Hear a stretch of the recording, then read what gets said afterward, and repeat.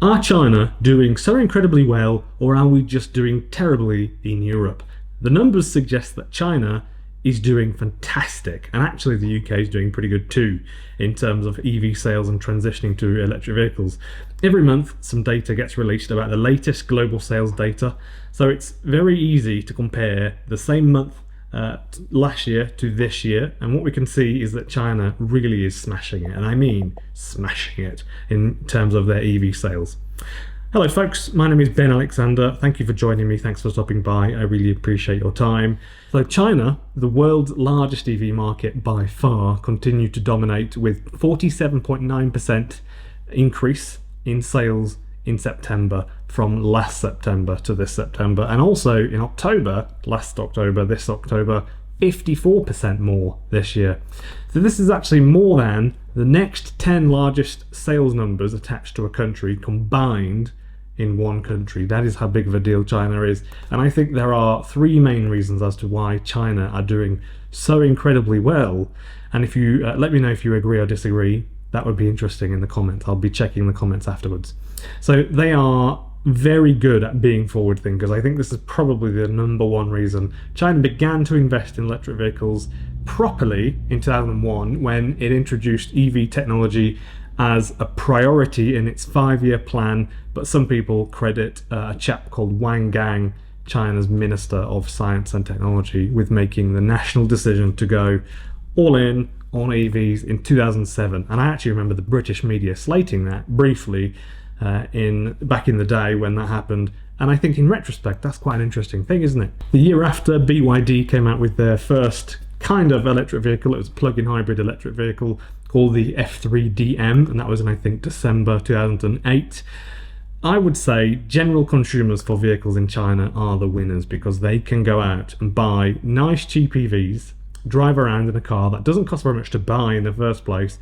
It doesn't cost very much to drive. It's a nicer experience to be in, and I think this is one of the things that I'm hoping for in the next 36 months for Europeans, that we will get cheaper EVs that will, we can all enjoy, not pay the earth for. Hyundai, Kia, they're a part of this race too, obviously, with their cars, especially in the new Insta that will be coming out.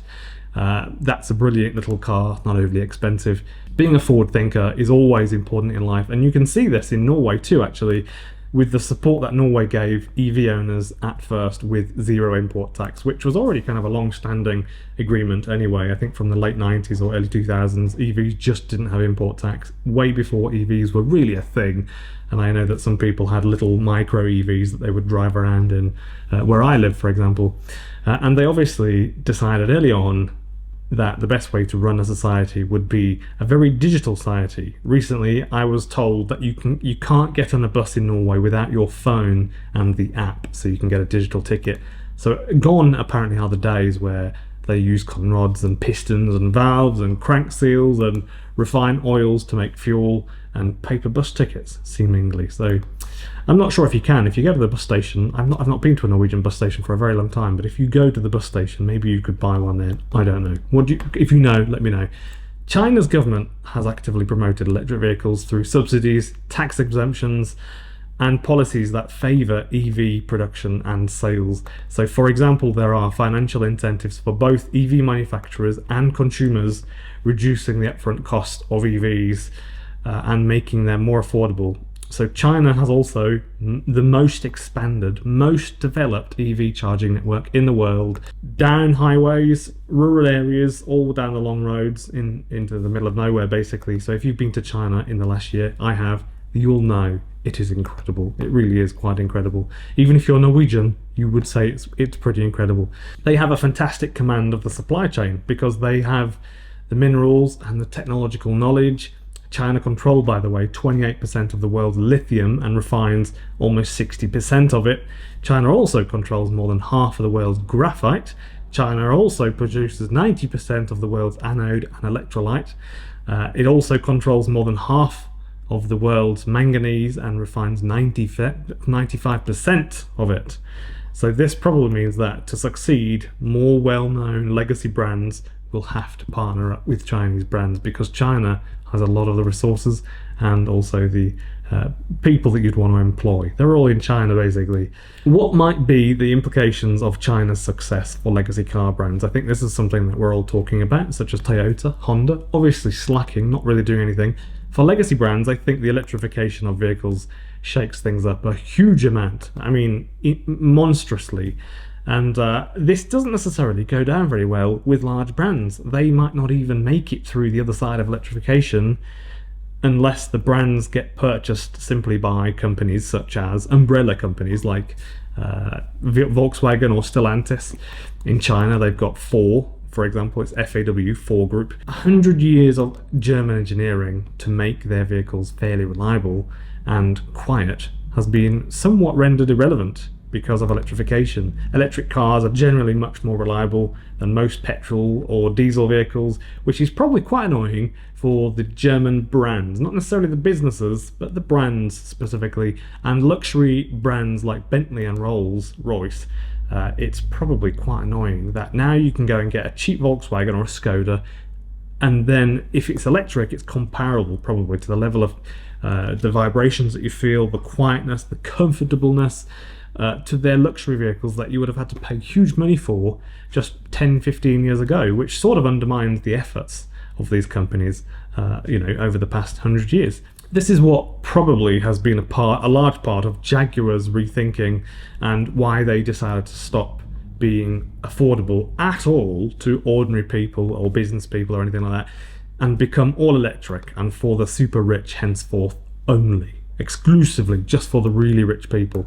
This is a weird thing, very controversial. Their new car is set to be revealed in Miami on December 2nd, which I will talk about on the day when that comes out. Here are a few pictures that we have seen.